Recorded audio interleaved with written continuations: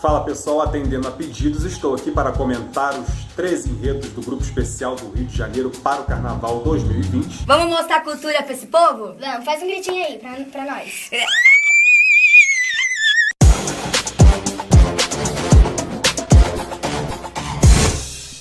E eu vou dar largada com a Estácio de Sá, que vai trazer o enredo Pedra, assinado pela Rosa Magalhães. Para quem leu ali a sinopse, tem uma referência muito sutil no segundo parágrafo aos registros deixados pelos nossos ancestrais a partir das pedras. Então isso abre para várias interpretações, como, por exemplo, a gente tem um cenário do homem pré-histórico, a idade da pedra lascada, a idade da pedra polida, ou seja, a pedra como um elemento, uma ferramenta fundamental para que o homem pudesse caçar, pescar, enfim, fazer inúmeras atividades. E também temos uma referência para a arte rupestre, as pinturas feitas nas pedras, nas cavernas. E aí também a gente pode pensar sobre as construções enigmáticas feitas com blocos de quê? De pedra, né? Temos aí as pirâmides do Egito, temos as pirâmides das civilizações pré-colombianas, temos Stonehenge na Inglaterra, aqueles templos asiáticos maravilhosos lá no Camboja, na Indonésia, feitos de pedra também.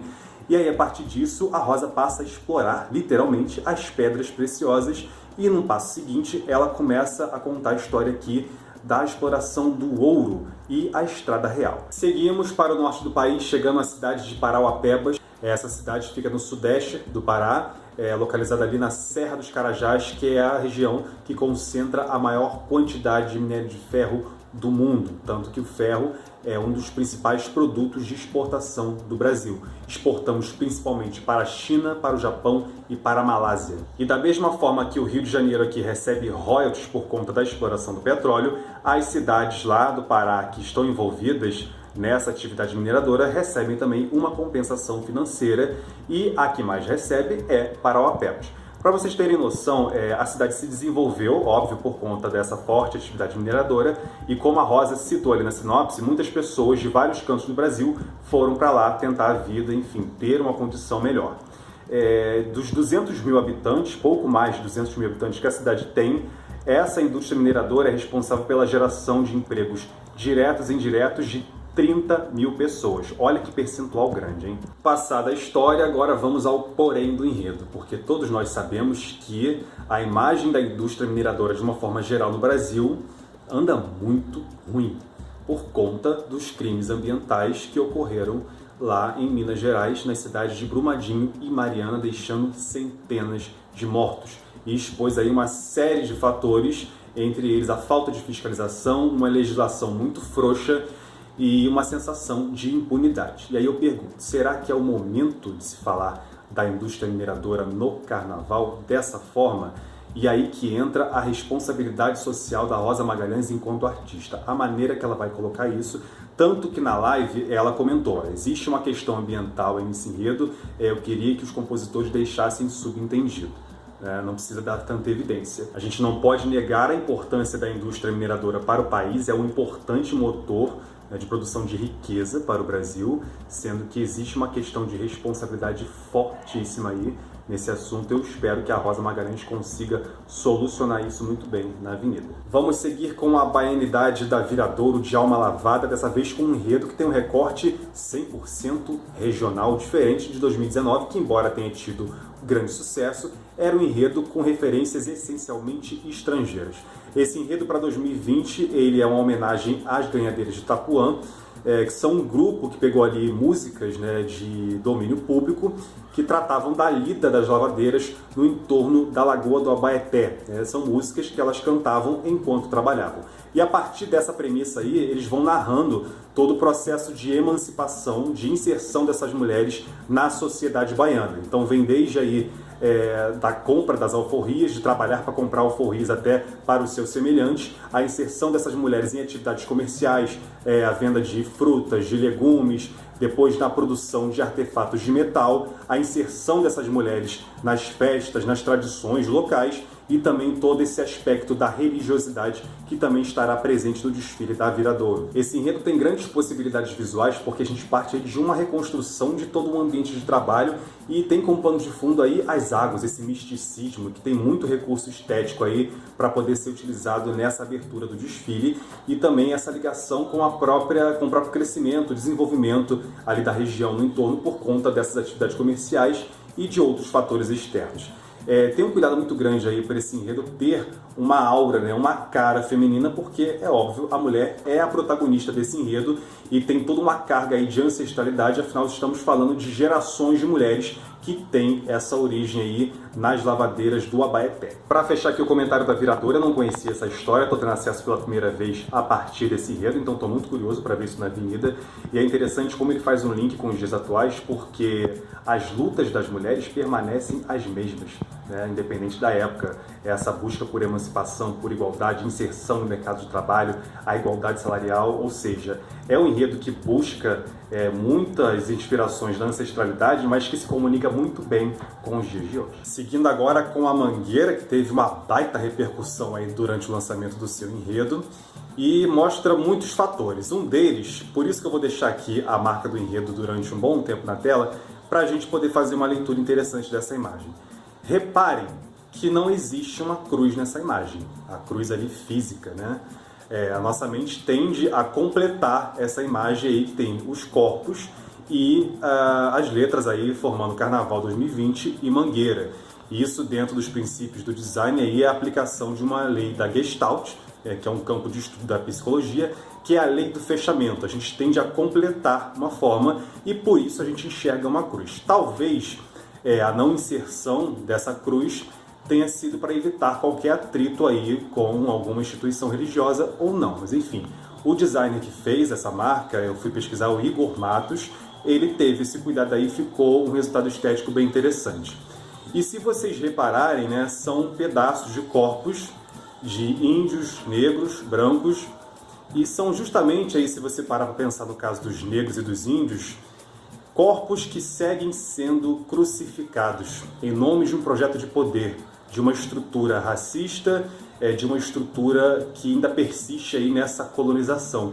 Tanto que a gente vê aí, né, as terras indígenas sendo invadidas por garimpeiros em pleno 2019. Eu acho que a partir dessa marca do enredo a gente consegue ter grandes lições dessa narrativa aí. Tire essa cruz das minhas costas, né? Vamos olhar um nos olhos dos outros e a gente se perceber igual. Passada essa análise, volta aqui agora só para mim. Agora, falando do enredo em si, temos aí a premissa, uma possibilidade, né? E se Jesus Cristo voltasse à Terra nos dias de hoje?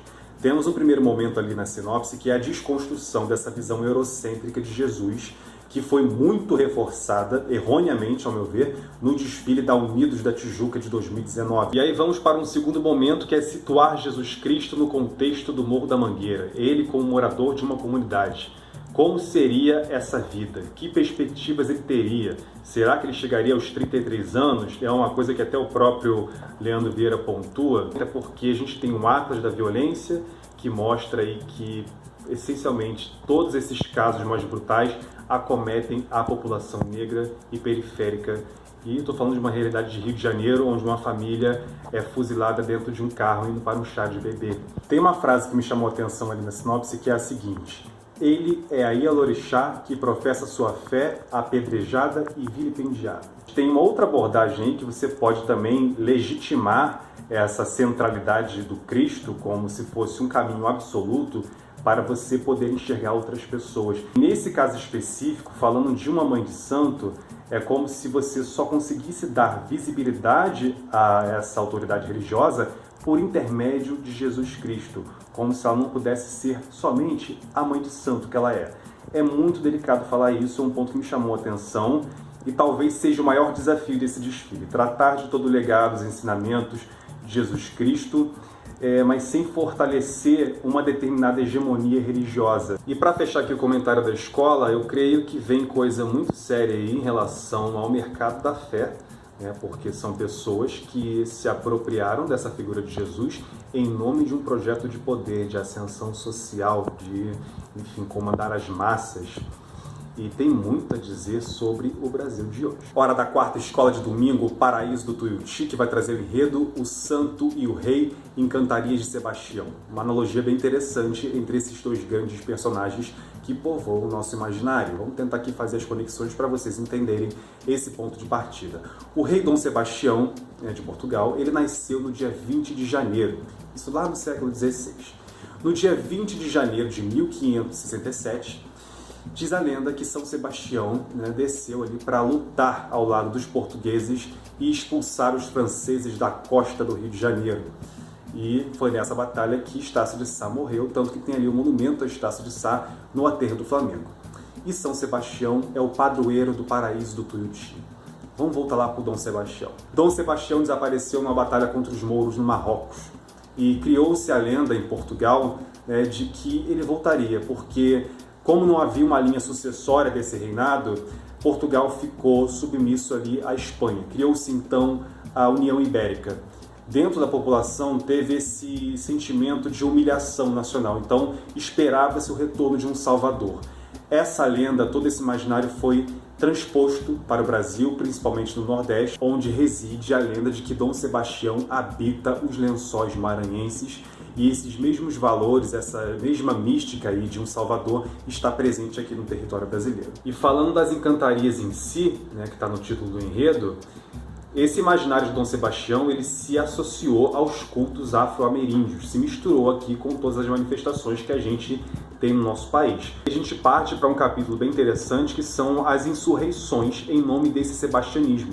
E fazemos o link aí com Antônio Conselheiro e a Guerra de Canudos. E dando sequência a essas insurreições em nome desse espírito sebastianista, esse é o clamor que João Vitor faz na sinopse para que nós, cariocas, que a gente se insurja contra tudo que está acontecendo em relação à nossa cidade. E tudo vai voltar ao lugar, segundo essa licença poética do enredo, a partir do momento em que a gente retirar as flechas do peito do nosso padroeiro. E é como está lá na sinopse: o santo vai para o altar, o rei vai para o trono. Tem a frase em destaque: ele há de voltar. Pode ser ele o santo ou o rei, mas ele em si é o Rio de Janeiro que a gente quer. Próxima escola Grande Rio, para quem tava com saudade daquele banho de cultura, ele veio. Só que vem em forma de cachoeira, Porque esse enredo tem muitos elementos pra gente estudar esse Brasil aí caboclo, esse Brasil negro. Enfim, estamos falando de Joãozinho da Gomeia, o rei do candomblé, que se notabilizou por popularizar a religião aqui no Brasil, de colocar aí em outros espaços da sociedade. E um personagem negro, nordestino, homossexual e praticante de uma religião de matriz africana, ou seja, o retrato de um Brasil plural, que muita gente não quer enxergar, mas ele vai estar na avenida. E ali no início da sinopse tem um elemento que pouca gente conhece a fundo, que é o candomblé de caboclo. Parte ali de um sonho, de sensações físicas, corpóreas, que o Joãozinho da Gomeia tinha na infância, onde ele tinha aí visões de um homem de penas, que remetia ao caboclo Pedra Preta. Em seguida temos ali uma referência a Jubiabá, que foi responsável por raspar a cabeça, Joãozinho da Gomeia. Raspar a cabeça, para quem não sabe, quer dizer a feitura do santo, a iniciação dele na religião do candomblé. A partir daí, Joãozinho, estando em Salvador, ele vem para o Rio de Janeiro para estabelecer o seu terreiro aqui em Duque de Caxias. E outro ponto importante desse enredo é colocar a Baixada Fluminense aí como eixo da narrativa, porque é uma região onde a gente tem presenciado muitos ataques terroristas a terreiros de candomblé. E se a gente se atentar aqui ao longo do enredo, temos a correspondência entre caboclo e orixá. Eu estava pesquisando sobre essa história e o próprio Joãozinho da Gomeia enfrentou preconceitos por praticar esse candomblé de caboclo, até porque esse culto aos caboclos é de origem indígena. E a sinopse vai além, mostrando Joãozinho da Gomeia não só nessa posição do sacerdócio, mas sim como um folião, amante de carnaval, como um bailarino, enfim, inserido em outros contextos sociais, e ele alcançou tal status a ponto de presidente da República visitarem o seu terreiro em Duque de Caxias. Estamos falando aí de Getúlio Vargas e Juscelino Kubitschek. E no final da sinopse tem uma citação muito poética, a passagem de Joãozinho para o outro plano. Para quem não sabe, tem uma história que durante o enterro de Joãozinho da Gomeia chovia muito, e isso foi interpretado pelos praticantes da religião, do candomblé, como um chamado de Ansan, para o seu filho. E as pessoas que estavam ali naquele momento no cemitério começaram a incorporar, foi um verdadeiro transe coletivo. Eu não sei de que forma isso vai estar representado na avenida, mas eu espero que seja um desfile com esse aspecto de ritual, né, que transcenda as fronteiras daquela avenida. Seguindo a ordem aqui agora com a União da Ilha do Governador, penúltima escola de domingo de carnaval. A ilha que vai trazer o enredo Nas Encruzilhadas da Vida, entre becos, ruas e vielas, a sorte está lançada, salve-se quem puder. Fui assistir a live da explanação do enredo, que está no Facebook ali do Ilha Notícias, que é um jornal local que circula lá na região. E aí eu tive a impressão de que esse enredo ele aborda não só as consequências da falta de planejamento urbano nas cidades, ou seja, o que leva à formação das favelas, das comunidades, e todo esse pulsar de vida dentro da favela, dentro dos becos e vielas, esses fluxos humanos e a maneira que as pessoas fazem para sobreviver, dando seu jeito com muita alegria e irreverência. E eu senti ao assistir esse vídeo que a escola pretende aí retirar todos os estigmas em torno das comunidades e das pessoas que habitam nas favelas, mostrando ali toda uma vivacidade, toda uma rede de afetos entre os vizinhos, toda uma rede de solidariedade que existe nessas localidades. Bom, basicamente foi essa a interpretação que eu tive. Eu queria que vocês comentassem aqui sobre o que vocês entenderam dessa proposta do enredo da União da Ilha, e eu creio que a gente vai ficar mais por dentro aí dessa narrativa quando o samba enredo for escolhido, porque ele vai direcionar todo o desfile na avenida. A minha preocupação é que a ilha se reconheça nesse enredo, porque ela possui características muito singulares, características essas que foram dadas por Maria Augusta e que o Alex Souza soube absorver muito bem quando fez os desfiles lá. Há algum tempo eu não vejo a ilha desfilando como ilha nesse sentido. Ela tem quesitos, ela tem uma comunidade fortíssima, ela tem uma bateria muito boa, ela tem uma ótima organização interna ali, para quem frequenta a quadra sabe disso. Agora é esse processo de identificação, se a escola vai comprar a briga desse enredo. Fechando o domingo de carnaval com uma Portela que vai desfilar com um dia claro com um enredo indígena, ou seja, vem cores vibrantes por aí. Guajupiá, terra sem males, o mito do paraíso indígena. E aí é uma autocrítica para todos nós cariocas, e como a Márcia Laje colocou muito bem lá na explanação da sinopse na Portelinha, porque nós somos corresponsáveis por esse apagamento da cultura indígena na nossa cidade. Nós fomos privados de aprender qualquer coisa sobre os índios nas escolas. Estamos aí, eu, por exemplo, com 29 anos, estou tendo acesso à cultura tupinambá por meio do enredo de uma escola de samba. E é justamente aí que entra esse mérito do enredo de evidenciar toda a cultura indígena e falar de povos reais que existiram. Não se está falando aqui de uma lenda, né, de uma coisa sobrenatural que está em outro plano, não. Foram habitantes desse território que sofreram com as invasões europeias no que hoje se chama de Brasil. E a narrativa desse enredo começa com o mito de criação do mundo pela perspectiva tupinambá, como se deu o povoamento da terra, e aí traz a Baía de Guanabara como grande cenário desse paraíso, os hábitos, costumes, os sistemas de sociedade, as funções atribuídas aos homens, às mulheres, aos mais velhos, aos mais jovens. Em seguida, a Portela vai fazer uma viagem aí por bairros que foram habitados por índios e até hoje preservam nomes que têm essa origem. Taquara, Tijuca, Maracanã, Irajá. Eis que surge a grande e sagrada coincidência desse enredo. Ele foi baseado no livro O Rio Antes do Rio, que é de autoria do Rafael Freitas da Silva, que estava presente lá na explanação da sinopse. E nessas pesquisas, o Rafael descobriu que a aldeia que comandava essa região, onde hoje é Madureira, Oswaldo Cruz, Vaz Lobo, toda essa área aqui, tinha o nome de Guiraguaçu, que em Tupinambá quer dizer ave grande. Eu até me arrepio. E tem tudo a ver com o que? A águia da Portela. E depois desse passeio por bairros que antes eram aldeias, eis que chega o final do desfile, que não é aquela apoteose. É, na verdade, o apocalipse, que foi a chegada, a invasão europeia aqui nas terras do que viria a se chamar Rio de Janeiro. Esse é o recorte do enredo da Portela. Vai parar aí. Tem outras questões que poderiam ser inseridas para atualizar? Sim, mas eu não acho pertinente para esse recorte histórico. Poderia falar de demarcação de terra indígena, mas aí seria um link com outras aldeias, com outras realidades. Eu acho que esse recorte aqui, restrito ao Rio de Janeiro, ele é muito satisfatório. Falar agora da São Clemente, que vai abrir a segunda-feira de carnaval, e eu já falo com esse sorriso no rosto porque eu fico lembrando os sambas que estão muito engraçados, tem muita tirada legal ali, os compositores conseguiram absorver todo esse espírito mais malandro da sinopse. Eu acho até que o Jorge Silveira teve um sonho aí com o Bezerra da Silva, enfim, e a coisa fluiu.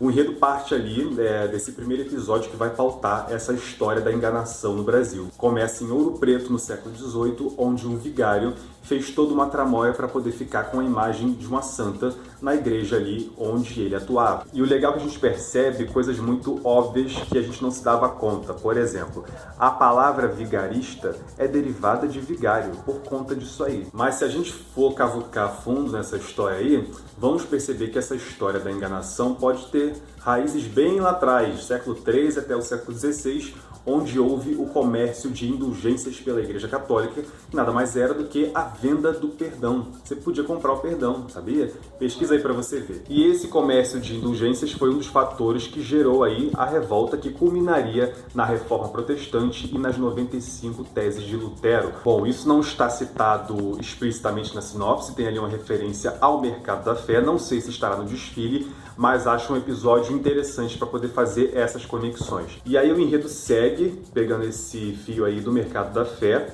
e mostra o charlatanismo em todas as religiões, não é uma coisa exclusiva de uma.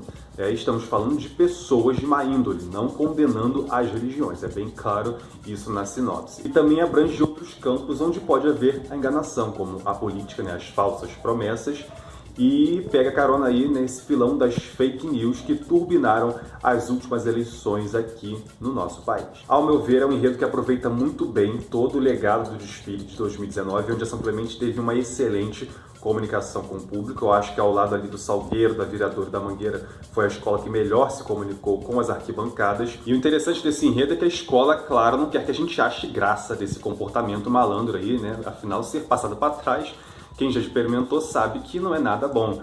Porém, a gente vai rir justamente pela vergonha, né, de ver o quanto que essa malandragem está impregnada no DNA brasileiro, e acaba que esse humor se torna esse ato de contestação. E por meio dessa linguagem do deboche, a gente percebeu quanto que ainda falta para a gente dar certo enquanto humanidade. Seguindo agora para Unidos de Vila Isabel, que vai trazer um enredo em homenagem à cidade de Brasília, que comemora 60 anos de fundação. Por conta desse patrocínio, a Vila Isabel teve que buscar uma alternativa aí para poder dar visualidade a esse enredo e não repetir a narrativa da Beija-Flor de 2010. Ela buscou aí tratar o enredo em forma de um sonho, né? Um pequeno índio chamado Brasil que sonha e é levado pela Jaçanã, uma grande ave, a conhecer todas as regiões aqui do país. E no final desse sonho, ele recebe ali na aldeia a mensagem da sua mãe dizendo que ele ganharia uma irmã chamada Brasília, que ficaria ali no centro do nosso país. Por curiosidade, eu fui pesquisar quantos parlamentares indígenas existem lá no Congresso, ou atuam lá no Congresso. E por incrível que pareça, a primeira mulher indígena eleita para ocupar uma cadeira no Congresso foi só agora, em 2018.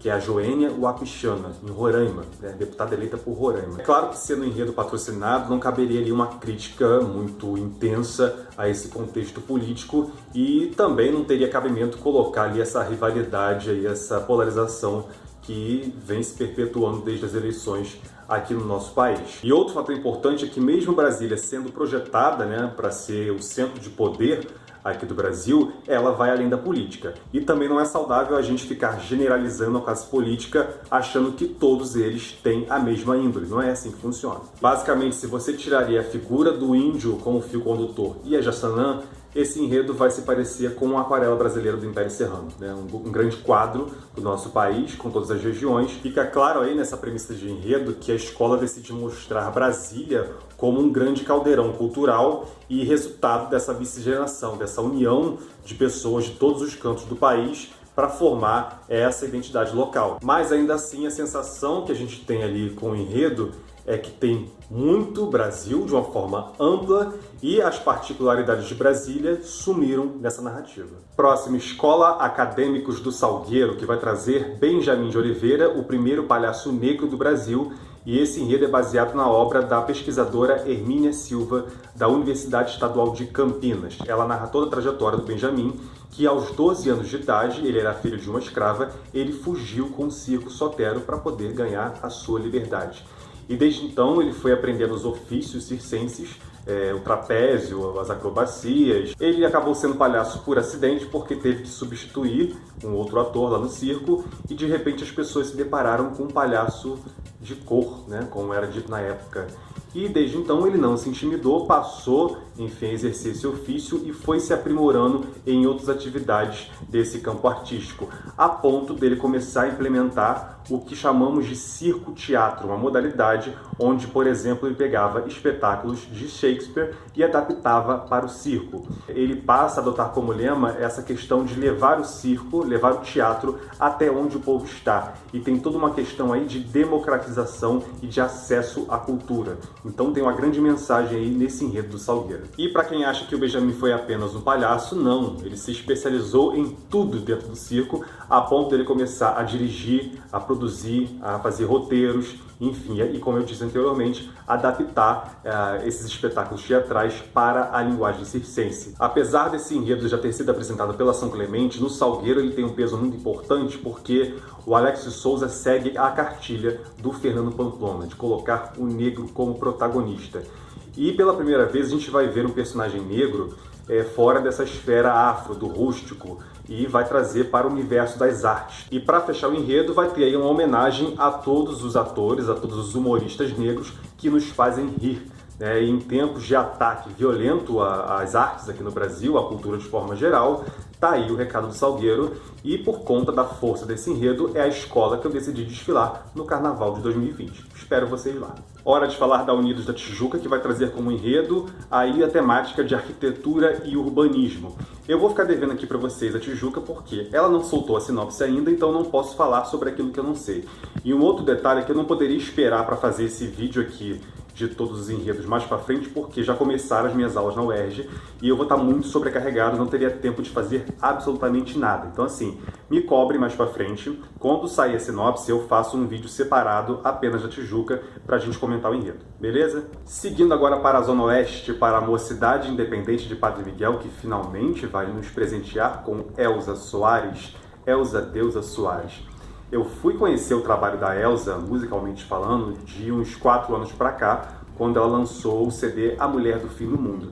E aí eu fui ouvir, do que fala essa mulher, que causas que ela defende. Para mim, a Elza é a artista que mais nos representa enquanto defensora da justiça social. É a artista que tem o que dizer. E o grande barato desse enredo da Mocidade é que não é uma história ali previsível, linear, é uma história de altos e baixos, uma mulher comum. Apesar de estar como deusa no enredo, mas ela é como a gente. E talvez a Elza seja aí a maior porta-voz de grandes bandeiras que a gente precisa defender com muita força nos dias de hoje.